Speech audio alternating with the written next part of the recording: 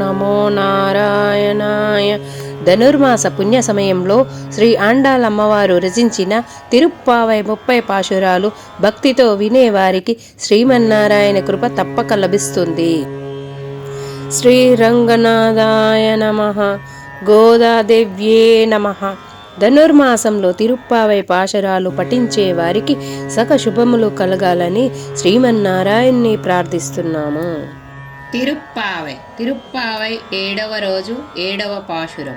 కిషు కిషెంగు మాణెచ్చత జల్గందు పేషిన పేచ్చరావం కేట్టిలై PayU పెన్నే காஷும் பிருப்பும் கலகலப்பக்கை வாஷ நருஜ்கல லாய் ஈச்சியார் மத்தினல் ஒஷெப்புடந்த தயாரரவம் கேட்டிலை நாயிக பெண்ணல்லாய் నారాయణమూర్తి కేశవన్ పాండవం నీకెట్టికిండితియే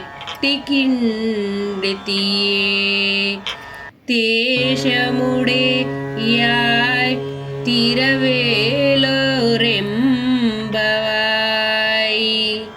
భావము: ఓయి పిచ్చి పిల్ల భరద్వజ, పక్షులన్నీ కిచకిచమంటూ చేస్తున్న కలకలములు వినపడలేదా?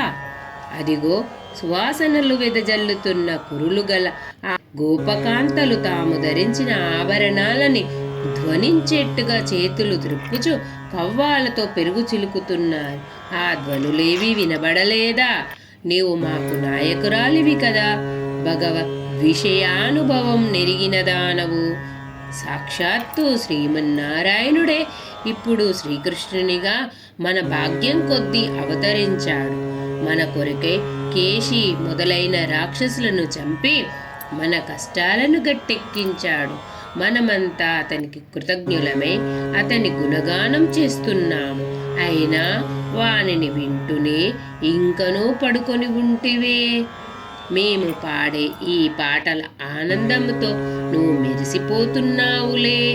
ఇక నైనను లేచిరా అమ్మా తల్లి, వ్రతమాచరించటానికి ఇంకను ఆలస్యం దేనికి అని ఒక గోపకన్యను లేపుతోంది ఆండాళ్ తల్లి.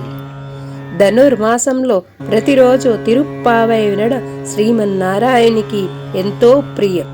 ఈ వీడియోని ఉదయం బ్రహ్మ ముహూర్తంలో వినండి.